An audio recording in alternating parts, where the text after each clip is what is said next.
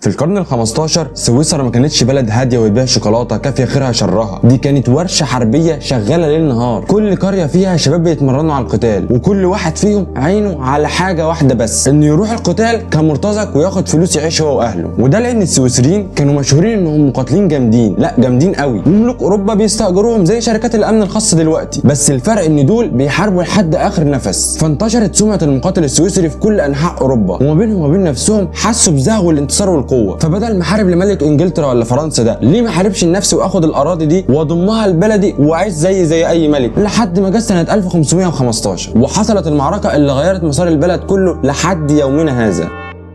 السلام عليكم ورحمه الله وبركاته. عامل ايه؟ اتمنى تكونوا بخير. لو اول مره تشوفني فانا احمد، بقول لك اللي اعرفه، احداث بقى، حروب، شركات، هيكله العالم اللي احنا عايشين فيه حاليا. فلو انت مهتم بالمحتوى ده ارجو انك تشترك معايا في القناه وتعمل لايك وتكتب لي في الكومنتات ايه رايك في الحلقه، ولا نبدا حلقه النهارده. معركة مارينيانو او زي ما كانت معروفة وقتها معركة الهزيمة الكبرى، السويسريين ضد فرنسا. والقصة بدأت قبلها بسنين لما كانت سويسرا في عز توسعها بعد ما تحررت من النفوذ النمساوي في اواخر القرن ال15 تقريبا. السويسريين وقتها بقى كانوا عاملين زي فرقة مقاتلين بروفيشنال ماشيين يمدوا نفوذهم في شمال ايطاليا. قالوا لك دي منطقة غنية واستراتيجية وفيها طرق تجارة بين اوروبا والبحر المتوسط. والموضوع شدهم اكتر لما لقوا ان ايطاليا وقتها بلد مش موحدة، عبارة عن مدن وكل مدينة عاملة نفسها دولة. دي مملكة ميلان، دي مملكه فلورنسا، دي فينيسيا، وكل واحده فيهم بتتحالف مع ملك من ملوك اوروبا عشان يروحوا يحتلوا المدينه اللي جنبها. فالسويسريين قالوا لك ليه ما ناخدش ميلانو ونخليها تحت سيطرتنا؟ وفعلا قدروا يسيطروا على جزء كبير جدا من بقيه ميلانو بمساعده بعض الحلفاء، ودخلوا في صراع مع فرنسا اللي كانت شايفه ان ميلانو من حقها بحكم علاقات سابقه وسلالات حاكمه. لحد ما جت سنه 1515 والملك الفرنسي فرانسو الاول لسه طالع بقى على العرش وشايف ان استعاده ميلانو هي اول مهمه يثبت بيها قوته، والراجل ما استناش كتير. ودي كانت فرنسا في عز قوتها ومجدها الحربي. احنا بنتكلم عن مدافع جديده، تكتيكات متطوره، اعداد من الجنود مهوله. والمعركه دي زي ما تقول كده واحد نزل يلعب شطرنج مع كمبيوتر. النتيجه معروفه، السويسريين اعتمدوا على اسلوبهم التقليدي، كتل مشاة مدججه بالرماح، قوه رهيبه في الاشتباك القريب. لكن المدافع الفرنسيه كانت بتفتح في صفوفهم فجوات من بدري، ومع الوقت الكفه مالت، خسروا خساره كبيره جدا. والصدمه كانت لدرجه انهم قعدوا مع نفسهم وقالوا لك ايه، احنا ما بنعملش حاجه، احنا هنفضل نموت في حروب مش بتاعتنا. لا بقى احنا من هنا ورايح هنركن على جنب من حروب اوروبا وهنركز بس في اللي نعرفه. ومن هنا بدا عهد الحياد السويسري، يعني من الاخر العبوا انتوا براحتكم يا ملوك اوروبا واحنا مش داخلين. وهنا النقطه اللي لازم تاخد بالك منها كويس، الحياد ده ما كانش بس قرار سياسي، ده كان استثمار طويل المدى. لان لما الدول الكبيره بتحارب بعضها التجار والاغنياء بيدوروا على مكان امن يحطوا فيه فلوسهم بعيدا عن القنابل والسياسه. وسويسرا قالت لك من هنا ورايح احنا المكان ده، تعالى يا اسطى انت وفلوسك وكل حاجتك احطها لك عندي وسيبك وكبر دماغك من الحاجات اللي بتحصل برانا دي، مين ليك على طول. واللي بدا بفكره تحاشي للحروب اتطور بعد قرون لفكره انك تبقى الملاذ الامن للفلوس، بغض النظر بقى مين صاحبها منين جت، المهم تدفع وتحطها وتمشي. وفضلت سويسرا لقرون عايشه لوحدها. لكن النقله الحقيقيه حصلت في القرن ال18. العالم وقتها دخل على عصر الصناعه والتجاره الدوليه، وكل ما زاد حجم التجاره زاد احتياج التجار لمكان امن يحطوا فيه الفلوس. وسويسرا دخلت اللعبه صح، عندها حياد سياسي يطمن اي تاجر رجل اعمال مالك ان فلوسه مش هتتاخد وتتصرف لو حصلت حرب ما. ده غير قوانين سريه مصرفيه بتمنع اي حد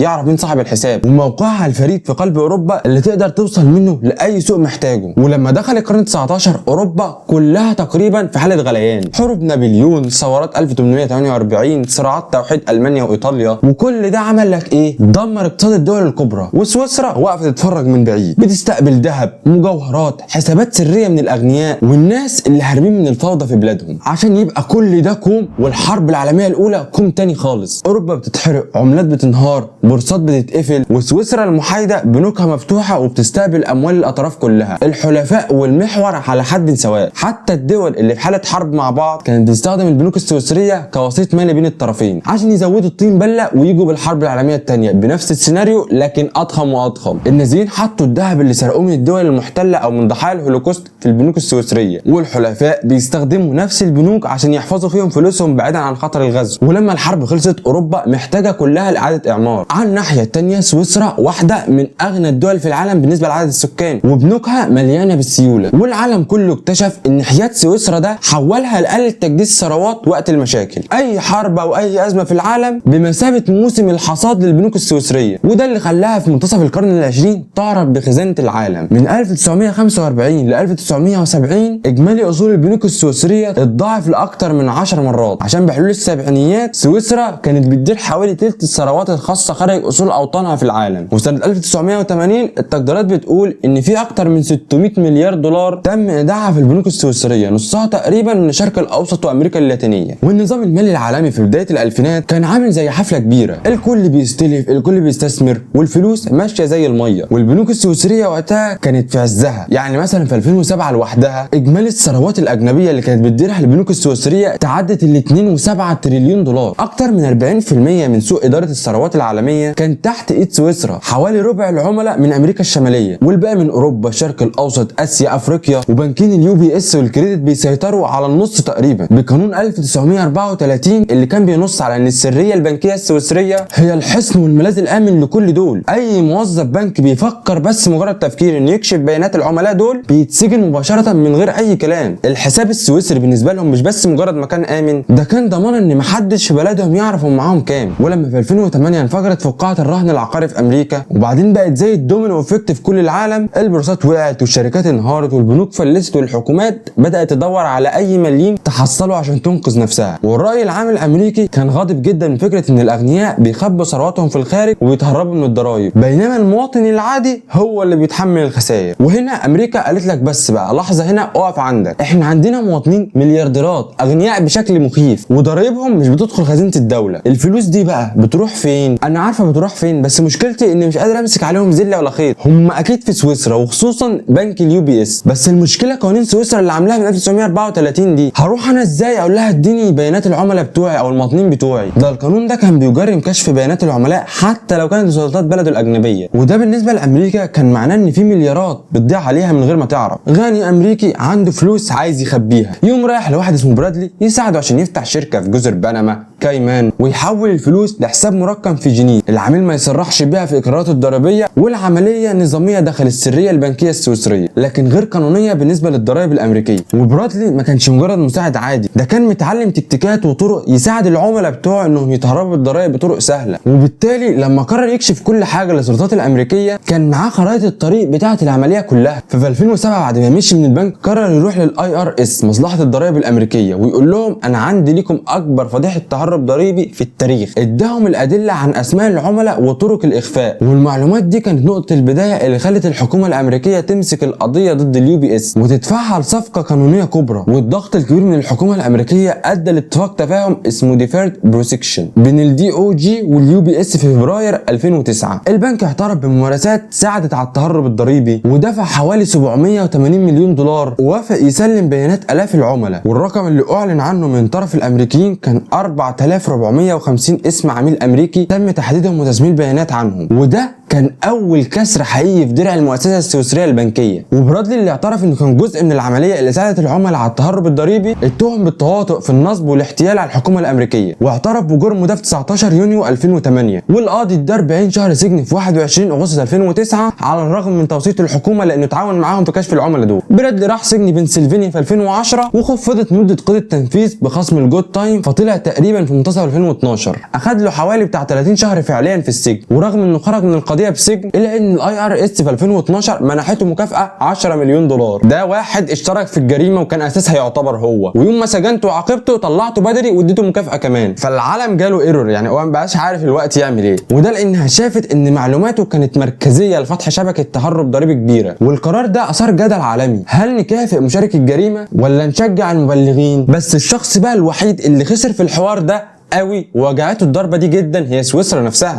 وزاره العدل الامريكيه هددت اليو بي اس بصراحه كده وعلى العلن، يا اما تسلموا البيانات بتاع العملاء دول يا اما هنمنعكم من العمل في السوق الامريكيه خالص ونقطع عنكم الدولار ونظام السويفت، يعني هنخليكم زي كوريا الشماليه دوله حبيسه. لان امريكا بعد النجاح ده اطلقت قانون في 2010 اسمه FATSA اللي اجبر كل البنوك في العالم انها تبلغ عن الحسابات الامريكيه اللي عندها، والا هيتم استبعادها عن النظام المالي الامريكي وبالتالي العالمي بشكل كامل. وده خلى السريه البنكيه السويسريه شبه تنتهي، واي حد غني بيحاول يهرب فلوسه لسويسرا يقعد كده مع نفسه ويفكر مرتين قبل ما يعمل حاجه زي كده. انا دلوقتي عايز اروح اودي الفلوس عندهم عشان السريه اللي موجوده هناك، والسريه بقت بح زمن ولا هل من الافضل ان ادور على اماكن تانية ولا اخليهم عندي افضل؟ ولما امريكا عملت كده الاتحاد الاوروبي قال لك الله واشمعنى انا؟ بقول لك ايه يا سويسرا، كل حسابات المواطنين الاوروبيين اللي عندك توصلني، والاغنياء اللي كانوا شايفينها خزنه سريه بداوا يسحبوا فلوسهم منها. فعندك من 2008 ل 2014 سويسرا فقدت حوالي 350 مليار دولار اصول اجنبيه، ونسبه الودائع الاجنبيه في البنوك السويسريه نزلت من حوالي 50% في 2007 لاقل من 25% في 2015. وبدا تكتل الثروه يتوجه لشرق اسيا، عندك سنغافوره، هونج كونج،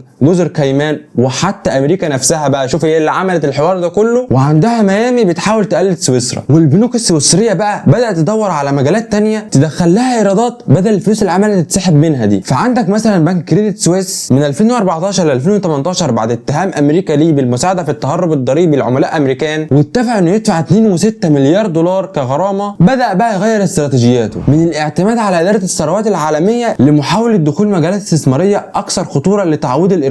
بس المشكله ان البنوك دي ما خدوش بالهم منها ان قطاع الاستثمارات مليان مخاطره، ومع الاداره الضعيفه بدات الفضايح تظهر. خساره ضخمه من قضيه ارتشيجوس كابيتال 2021 بتقدر بحوالي 5.5 مليار دولار عشان يبدا الانهيار السريع من 2022 ل 2023، ويسجل البنك خساره سنويه تقدر ب 7.3 مليار فرنك سويسري، والاسهم بتاعته نزلت اكتر من 70% خلال سنه، والعملاء بداوا يسحبوا اموالهم بشكل جماعي. فلك ان تعلم مثلا ان في اواخر 3 شهور بس خرج من البنك حوالي 110 مليار فرنك سويسري. وفي مارس 2023 بعد ازمه الثقه اللي عملتها مشاكل البنوك الامريكيه في السيليكون فالي، سهم الكريدت سويس نزل لادنى مستوى في تاريخه. والحكومه السويسريه لما شافت الامر بيسوء للدرجه دي رتبت صفقه انقاذ سريعه، وبنك اليو بي اس اشترى بنك الكريدت بحوالي 3 مليار فرنك سويسري بس، مع ضمان حكومي يقدر بحوالي 9 مليار فرنك. وكل ده بيحصل وفي دول قاعده بتتفرج وتجهز نفسها عشان تستقبل المليارات اللي هتطلع من سويسرا. فعندك سنغافوره طلعت بقوانين قويه لحمايه السريه البنكيه وبيئه مستقره وضرائب منخفضه. فعندك من 2010 لحد يومنا هذا ارتفعت الاصول الاجنبيه في بنوكها بزياده تقدر بحوالي 2 تريليون دولار، بزياده حوالي 150% عن قبل كده. وهونج كونج محطه اسيويه كبيره لاداره الثروات خصوصا للاموال الصينيه، لكن عدم الاستقرار السياسي قلل جاذبيتها شويه عن سنغافوره. وعندك في دولنا العربيه دبي حدث ولا حرج، مركز مالي اقليمي بيحاول يلعب دور عالمي بقوانين مرنه لجذب المستثمرين وسريه عاليه نسبيا وبنيه تحتيه ماليه قويه. جزر كيمان وبنما جنات ضريبيه كلاسيكيه ما زالت ملاذ للشركات الوهميه وصناديق الاستثمار. والمفارقه بقى هنا ان امريكا اللي كانت سبب في كل اللي حصل لسويسرا ده بقت ملاذ امن لرؤوس الاموال الاجنبيه في ميامي ونيويورك، خصوصا في ولايات زي نيفادا اللي بتسمح بشركات وهميه بسريه شبه كامله. وسويسرا اللي كانت 500 سنه في عزله عن الحروب و100 سنه رمز للامان المالي انتهت رحلتها مش بالمدافع لكن بورقه قانون من امريكا وضغط دولي ممنهج. الفلوس يا صديقي زي الميه، دايما هتلاقي طريق جديد تجري فيه، العرش دايما فاضي والسباق دايما شغال، والشغل الصح بقى ان دولنا تحاول تمشي في نفس الموكب ده. وبس كده يا صديقي، ده كان كل اللي معانا في حلقه النهارده، ارجو انك تكونوا استمتعتوا واستفدت. كان معاك احمد، سلام.